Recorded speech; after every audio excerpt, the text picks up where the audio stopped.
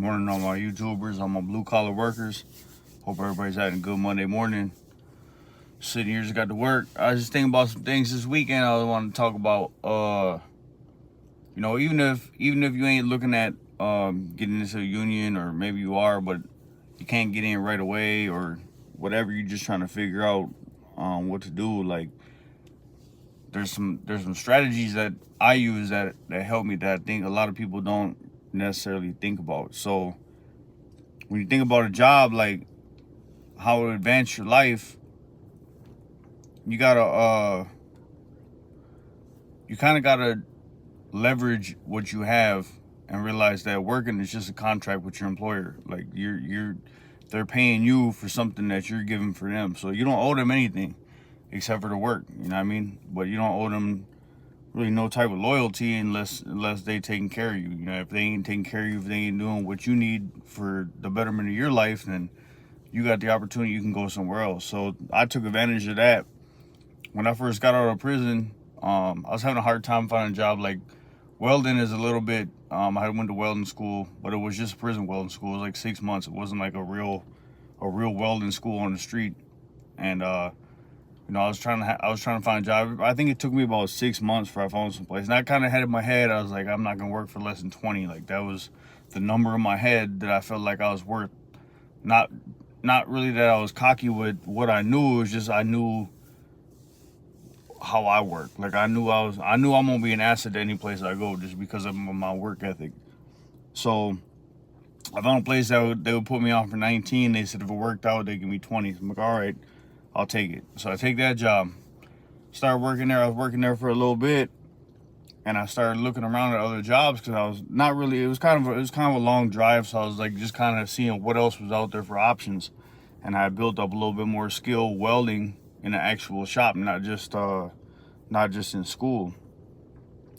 So I found another job, and they was offering to pay me more. They was offering to pay me, I think it was like 21. It's been a couple years now, so it's like it's hard to really remember the whole progression of how it happened, where I went. But I ended up finding another job for like 21. So I checked them on. I went back to my employer and was like, hey, look, I got this other place that give me 21. Can you match it? Like, it's closer to where I live, and there's some other benefits there. But I mean, if you guys will pay me the same, I'll stick around. They couldn't pay me anymore. They were kind of capped off. The company, that was what they were paying, was 20 was what I was gonna get. So I was like, all right, well, see, I'm gone. Went to the other company, started working there. Worked there for a while, and then I just had kind of kept like, I was on Indeed and ZipRecruiter, and I just kind of kept my account open and would be checking on different jobs, looking for different things. Not that I was actively seeking work, but I mean, if I seen something that was paying like way more than what I made, I would put in a little tap apply, see what happened. And that's kind of how I progressed. Like, I went through about 4 or 5 jobs in the first couple of years I was out. Every time I went to a different job, is because I was going to something that paid more. So I think that's something a lot of people don't think about. Like, they get a job and they just think like, all right, I got a job, and then they go to work and they just go punch the clock. But you can't stop looking. Now, it's a little bit different union wise, because everybody kind of has the same pay scale depending on what apprentice year you are, or if you're a journeyman or whatever. I mean, there's other things you can do. Like, you can work to get a foreman spot, or you can chase that overtime, get your welding cert so you can make yourself more employable, so you got more jobs that come up that you're going to be a necessity to. But before I was union, like, that was how I progressed. That's how I was making more money every time. Every year I would make more money because I kept going to a job that was paying. So here's the thing. If you're trying to progress in life, you get yourself to that base level. You get a job. Okay, whatever it is. Maybe you're working at Taco Bell. Don't stop looking for other opportunities, because there's other opportunities out there. Now, you're in a position of power now, because if you think about it, you already got a job. So what's the worst that can happen if you apply for something else? They say no. Well, guess what? You're in the same spot. You didn't lose nothing. But if you do get something else that's paying more money, you're upgrading. You're never stopping that baseline. You're just raising your baseline to a higher level. So that's something I've told a couple people that, and I've seen a couple people have also used the same strategy, and it worked good for them. So I mean, now I'm in a union, so it's like I know what my raises are gonna be every year. I'm gonna be making more money, and that's part of the reason I came to the union, because I think I tapped out. It was about, the last place I was working was Minneapolis Oxygen. I was about $30 an hour. I started there at like 25, and then they had a bunch of training that if I completed the training, I would get these raises.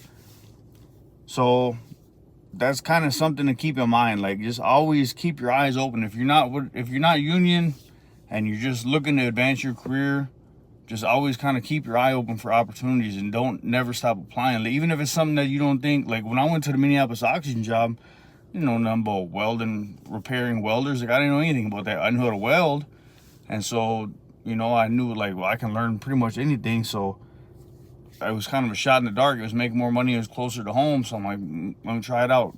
And they gave me a shot. You know what I mean? That's just, sometimes that's what it takes, is just, even if it's something that you might not think you're qualified for, just go in there, have that confidence, know you can learn anything, you can do anything, and put in the application. You never know. You might not get it, but if you didn't get it, guess what? You didn't lose nothing, because you're still in the same spot.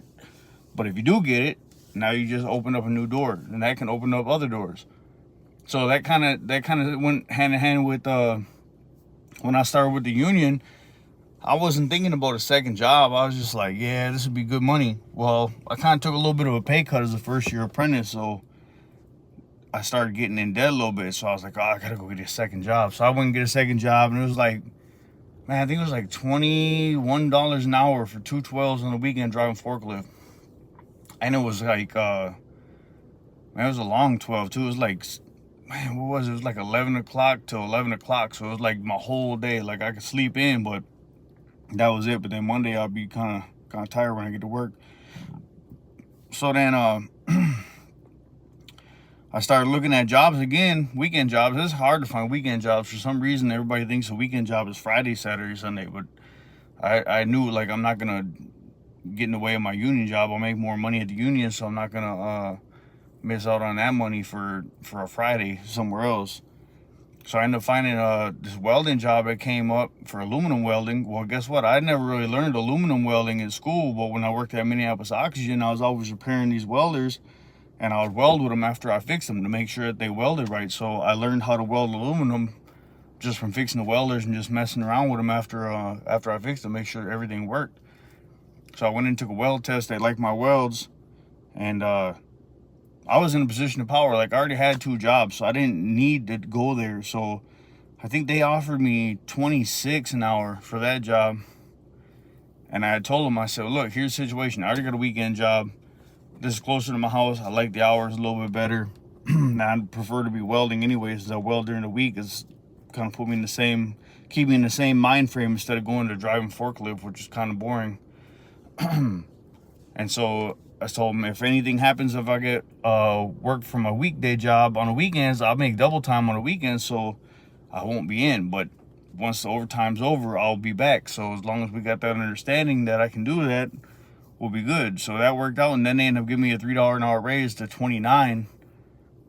And like, all that stuff is just based on the fact that I was confident in myself, because I already knew that I had something, so I didn't need them. You know, so I'm bringing something to them. So you got to know your value, know your worth, that they need you. Any job you go to, they need you. They're looking for somebody. They need somebody that's going to be able to do the job. If you're confident, you know you can bring something to the table, you're going to them in a position of power, and you can kind of dictate the contract. Now, it's not always going to work like that. It didn't start out like that for me. Like I said, when I first got out, it took me a while to even get a job.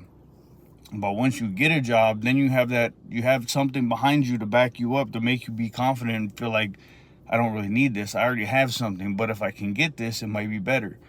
So that's just a little thought I was thinking about this weekend, kind of based on the progression of how I got to where I'm at right now. And I feel like that's something that a lot of people seem like they just get in a dead-end job and they just stay there. And then they wonder why things ain't getting no better. And that's kind of something to think about. Is like, if things ain't getting no better, maybe it's time to make a change.